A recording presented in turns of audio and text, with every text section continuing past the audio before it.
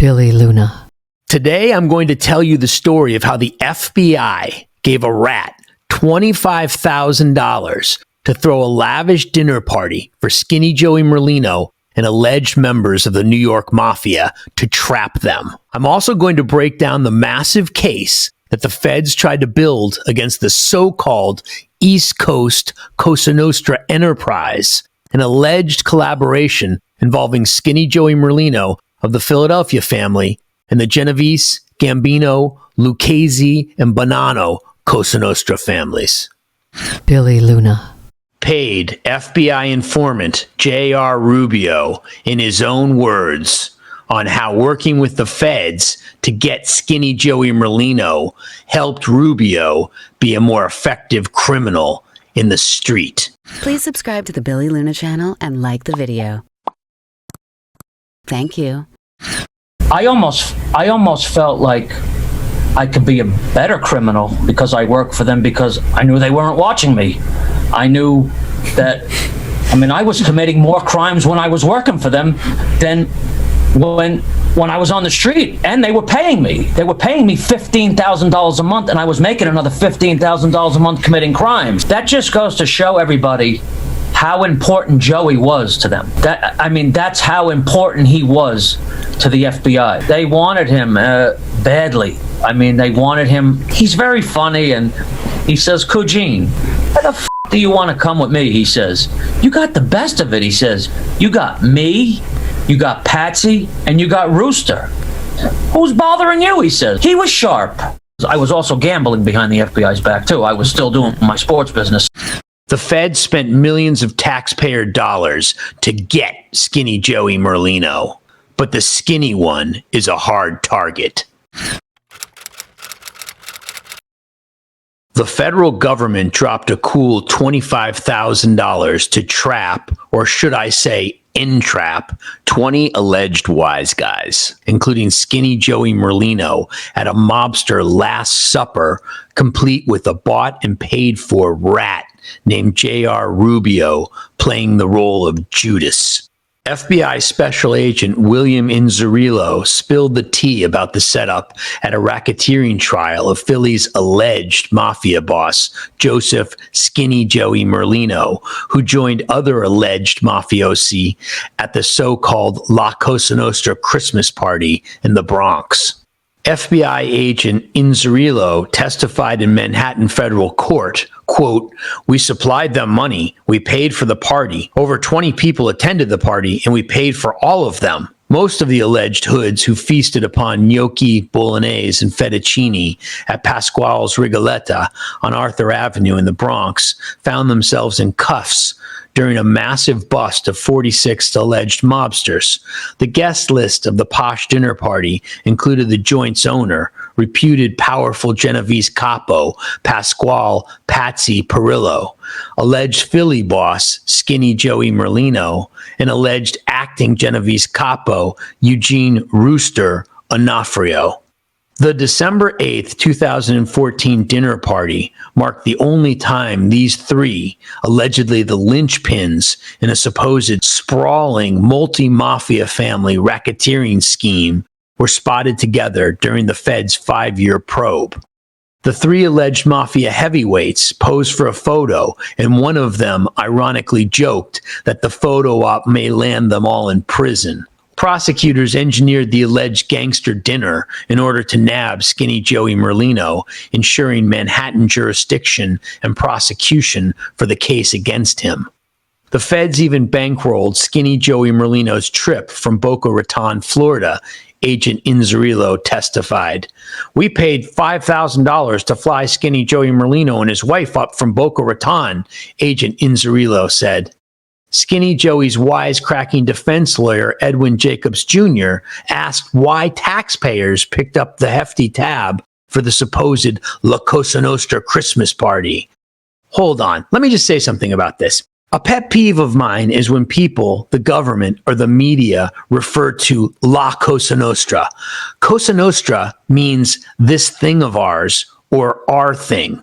The word la means the. So when you say La Cosa Nostra, you're basically saying this thing of ours, or the our thing. It doesn't make any sense.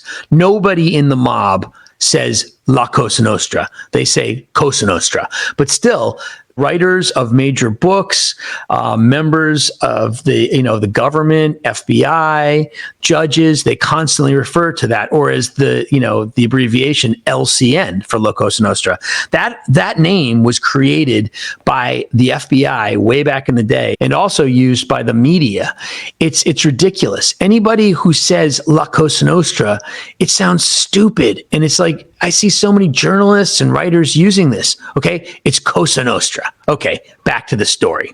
As I was saying, Skinny Joey's defense lawyer, Eddie Jacobs Jr., asked why taxpayers picked up the hefty tab for the supposed Cosa Nostra Christmas party. Agent Inzerillo answered, "We didn't want to pay for it, but that was what Rubio, the rat, needed." Jacobs, who helped Joey Merlino dodge murder charges in 2001, pressed on why taxpayers covered Joey's hefty party bill. The federal case started in 2016 with 46 arrests and alleged that the so-called East Coast La Cosa Nostra enterprise was a crime cooperative among 4 New York crime families and the alleged boss of the Philadelphia Mafia, Skinny Joey Merlino. The organized crime operation stretched from Springfield, Massachusetts to South Florida, with stops in Little Italy and Yonkers, the feds charged.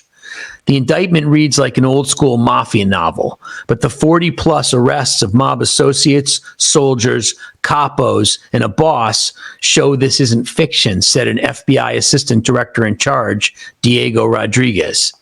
Established mob moneymakers like illegal gambling, arson, loan sharking, and extortion were integral to the collaboration involving alleged Philadelphia boss Skinny Joey Merlino and the Genovese, Gambino, Lucchese, and Bonanno crime families. The FBI said that the group also peddled more than $3 million worth of untaxed cigarettes. The alleged mobsters used coded language when discussing criminal get-togethers and typically met at rest stops and restaurants along highways, authorities said. The FBI alleges that in thousands of hours of recordings made by FBI agents and informants, the participants spoke bluntly about their brutal business. In one instance, alleged Genovese capo, Pasquale Patsy Parrello, dispatched a trio of underlings to collect an unpaid gambling debt with this advice: choke him, actually choke the motherfucker, and tell him, listen to me, next time I'm not going to stop choking, I'm going to kill you. According to the feds, Merlino, Parrello, and Eugene Rooster Onofrio were the ruling troika of the vast criminal enterprise. The myriad of criminal schemes pursued by these 3 powerful LCN leaders and their underlings were in many respects intertwined, said U.S. Attorney Preet Bharara in a court filing. According to the FBI, the confidential informant JR Rubio worked for both Parrello and Joey Merlino, who was reportedly trying to revive the long-fractured Philadelphia Mafia family after his September 2014 release from prison, say the authorities. Merlino, though twice convicted on federal charges, managed to dodge 3 counts of murder and 2 counts of attempted murder in previous trials, say the feds. FBI informants also working with Rooster Onofrio, who runs twin mob crews on Mulberry Street in Little Italy and in Springfield, Massachusetts, said authorities. Several defendants were charged with running an illegal Yonkers casino featuring poker, dice games, and racetrack betting.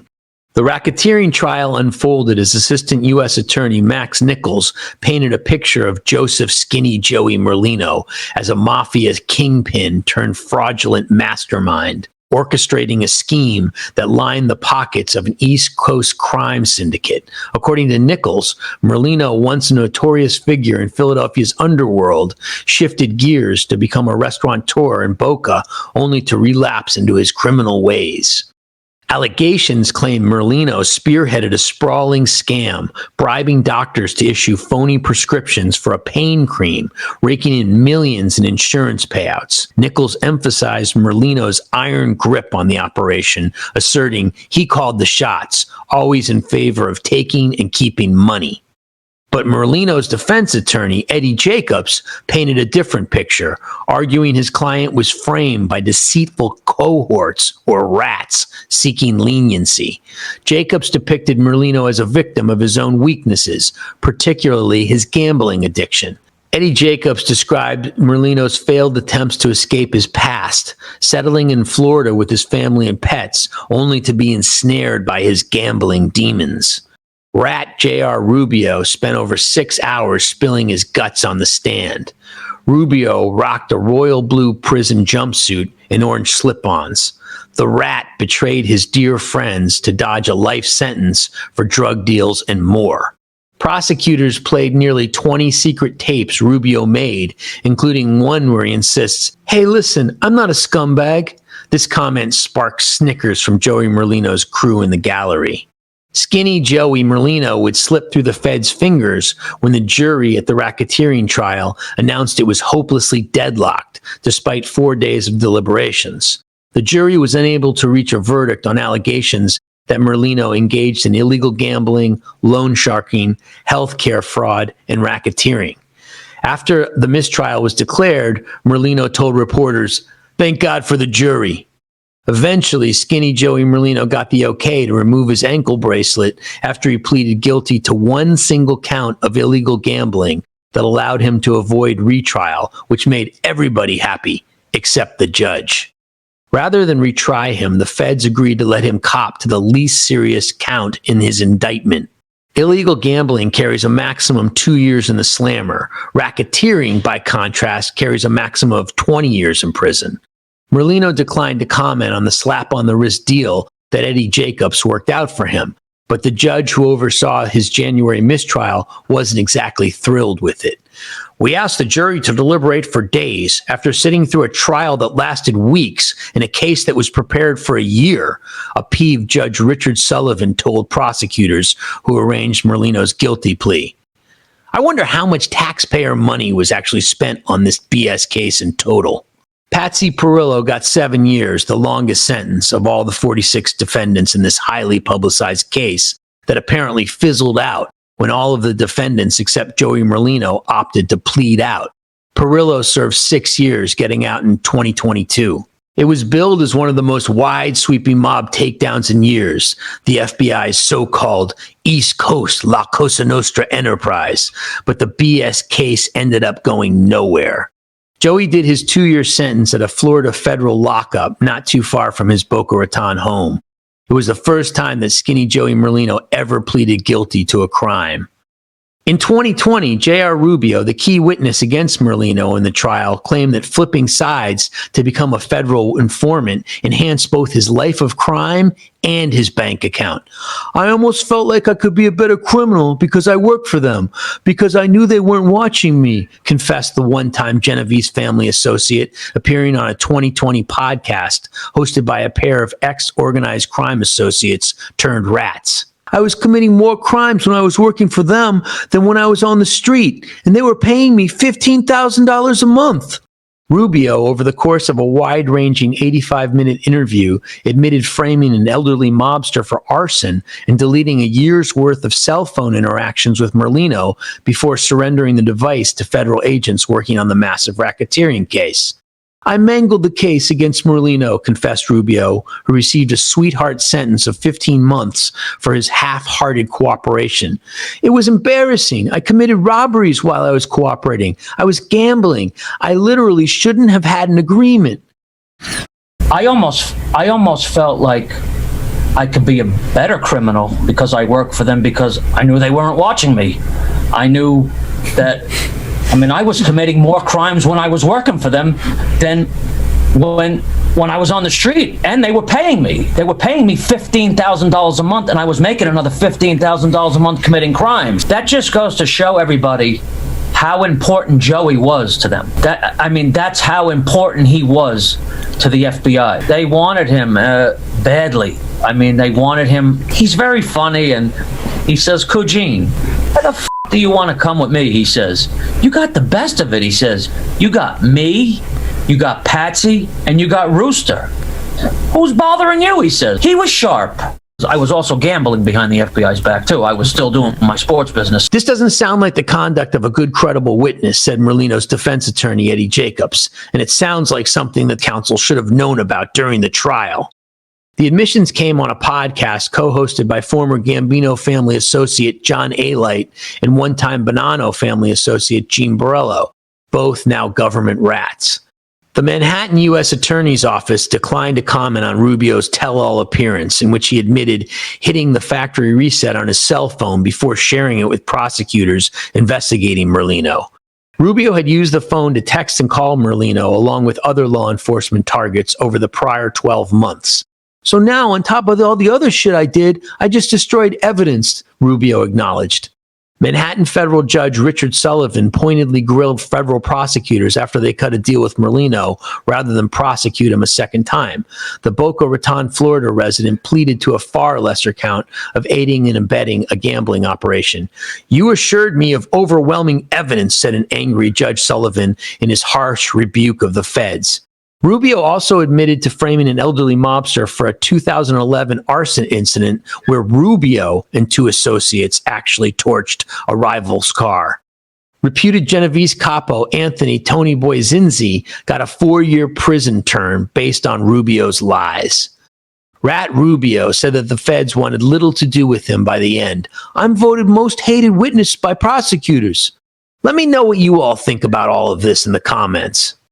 So this story of JR Rubio being bankrolled by the FBI, and this ends up making him, in his words, a much, much better, more effective criminal in several ways, one of which is just the bankrolling. You know, I mean, the FBI essentially spent millions of dollars to get Skinny Joey Merlino's head on their wall as a trophy.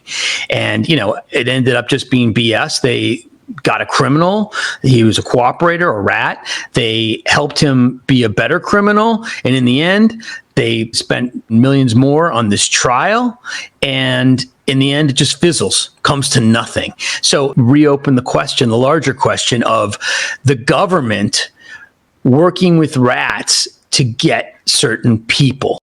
Basically, they're taking criminals, they're paying them, and they're putting them back on the streets in our neighborhoods next door to our families. And, you know, JR Rubio was a bad guy, as we know, but, you know, in this realm of this discussion, he's not even the worst. When you think of the worst, you think of, like, say, FBI agent Lynn Del Vecchio and his relationship with Colombo capo Greg Scarpa, known as the Grim Reaper. Now, he had a long and storied relationship with the FBI. They paid him tons and tons of money. During the time that he was an informant, it has been alleged that Scarpa killed more than 12 people under the protection and being paid by the FBI. Now, of course, Del Vecchio was accused and tried for murder for giving Scarpa information about his enemies. Scarpa was involved in the Colombo War. We're going to get way more into this in other videos.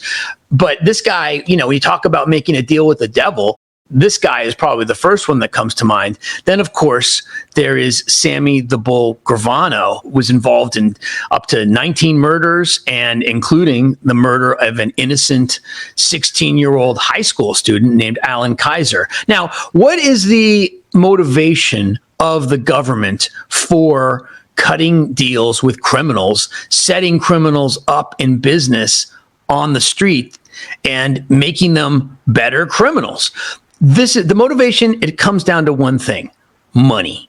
Okay. All of these law enforcement agencies, you know, such as the FBI, they need funding. Billions of dollars in funding. And so the best way to do that is by busting people that are kind of high profile or involved with storied and high profile organizations such as the Mafia. Because when you do that, you're guaranteeing you're going to get a bunch of publicity. Now, of course, we know that the Mafia, or Cosa Nostra, the group is a shadow of their former selves. However, they still garner huge headlines. So if you can get a guy in the Mafia Mafia, or better yet, a boss in the Mafia, you're going to get huge headlines and you're going to be all over the news. And therefore, that ultimately will translate into more funding for the budgets of these law enforcement agencies. How far can you go? How far is too far?